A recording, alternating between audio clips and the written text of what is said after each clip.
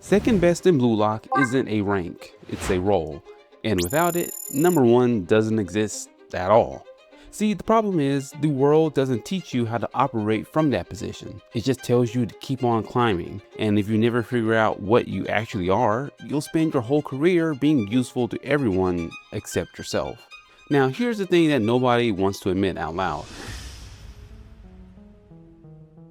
You can be genuinely good at something and still feel like you're losing. Not because you're lazy or don't care, but because no matter how much effort you put in, there always seems to be someone ahead of you. Someone the world has already decided is the one. And the longer that goes on, the more a quiet question starts forming in the back of your head, asking, am I just not built for this? And that question doesn't stay quiet. It takes what's actually a positioning problem and convinces you it's more of a talent problem. And once you believe that, then you stop asking the right questions altogether. But Blue Lock doesn't let its characters off that easy. See, during the France match from chapters 330 through 347, they put Isagi and Karasu in a situation where that exact question gets forced out into the open. They're not the best players on the field, they know it, and the story doesn't pretend otherwise. What it does instead is something a little more interesting. It asks, okay, so you're not number one, then what are you? And Hugo answers that directly. Being second best doesn't mean second place.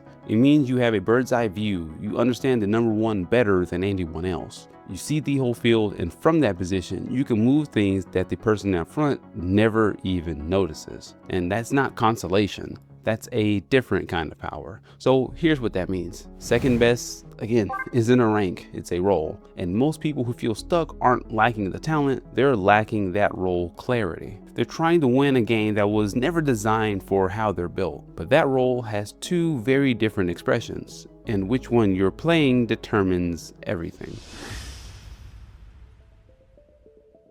See, there are two paths for the second best.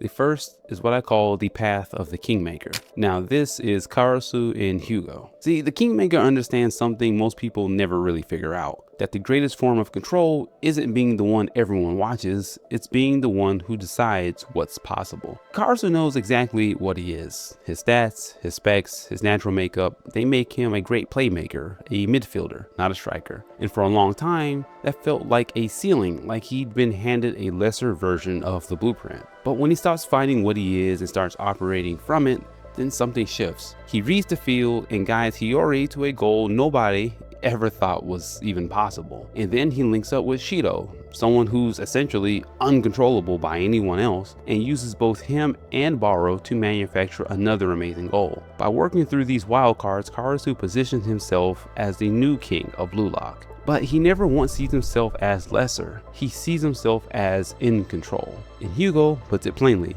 The second best uses what they have to bring out the best in those around them. Their talent is more suited to changing others, making the world turn. And that gift, which is specific and undervalued, is what moves everything. Now, on the other hand, we have the path of the rebel, and this is Isagi. See, he's never going to be satisfied in the supporting role. His wiring is just different. The fire that drives him forward comes from defiance, from looking at the person in front of him and refusing to accept that they're untouchable. From the very beginning, Isagi has always challenged the best head on. From Kira, Nagi, and Baro to Ren, Kaiser, and now Hugo, he remembers every single one of them. Every time he felt like the number two. And he uses that feeling as fuel. Now, he's not trying to elevate the players around him.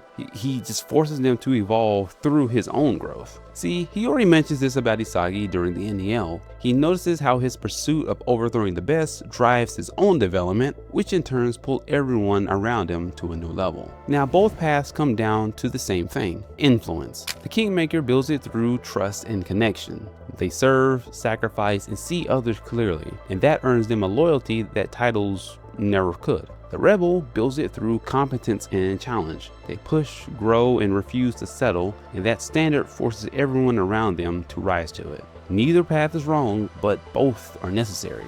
And we see exactly how powerful this is when Karasu and Isagi start working together. Blue Lock reaches a completely different level than they were before in the same match. The Kingmaker and the Rebel feeding off each other, producing plays that neither could create alone. And that's not a coincidence, that's the whole point. But here's what I need to be honest about.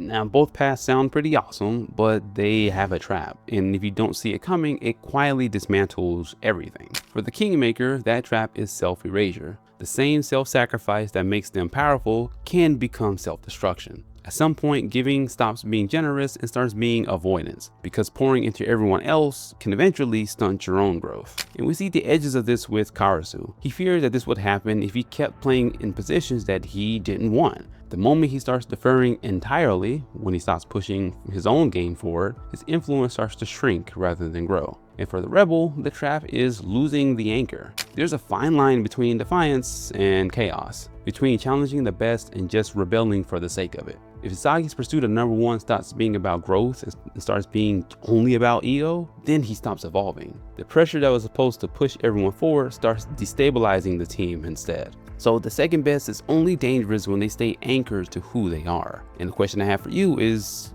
which one are you? When you think about the moments where you felt most alive, most in your element, what was actually happening? Were you the one creating the conditions, reading the room, and seeing what others miss? Did it feel like control? Not because everyone was watching, but because you understood something that no one else did. Or were you the one pushing, refusing to accept the ceiling, finding the best person in the room and measuring yourself against them, growing in real time because the pressure of the challenge pulled something out of you? Now, one of those probably landed a bit closer to home than the other, and I'm not saying you have to choose forever. People are more layered than that, but most of us have a default setting, a natural wiring that when we operate from it, things just click a little bit differently. And here's the truth. The reason so many people feel stuck isn't that they lack the talent, it's that they're trying to succeed in a role that isn't theirs. They saw a number one, someone loud, someone visible, someone the world already validated, and decided that was the only version of success worth chasing. But the second best, when they understand themselves, don't even play that game. The Kingmaker doesn't need to be in front to be in control. The Rebel doesn't need to be number one to be dangerous. And that's because what both of them truly are catalysts. Not in just in the motivational poster sense, I mean in the literal sense. A catalyst is something that makes a reaction happen that couldn't happen without it. That's what Karasu does when he connects Shido and Baro in a way no one else on the field could have managed. And that's what Isagi does when his refusal to accept his ceiling pulls everyone around him to a level they wouldn't have reached otherwise. Neither of them is the reaction, both of them are the reason that it happens at all. And that's the position that most people overlook, and it's exactly why it's so powerful. Because the goal isn't to become someone else. The goal is to understand yourself well enough to stop competing in a lane that was never yours and start operating from the one that actually fits how you're built. Because once you have that clarity, once you know whether you're wired to elevate or to challenge, you're not second best anymore. You're exactly what the situation needed. And the next question, the one that turns that clarity into something real, is this: what's your weapon? And you need both. Because knowing your role is only half of it. Your role tells you how you operate, but your weapon tells you what you bring, and you need both. That's why I broke down exactly what this looks like in this video right here. So go check it out, and I'll see you there.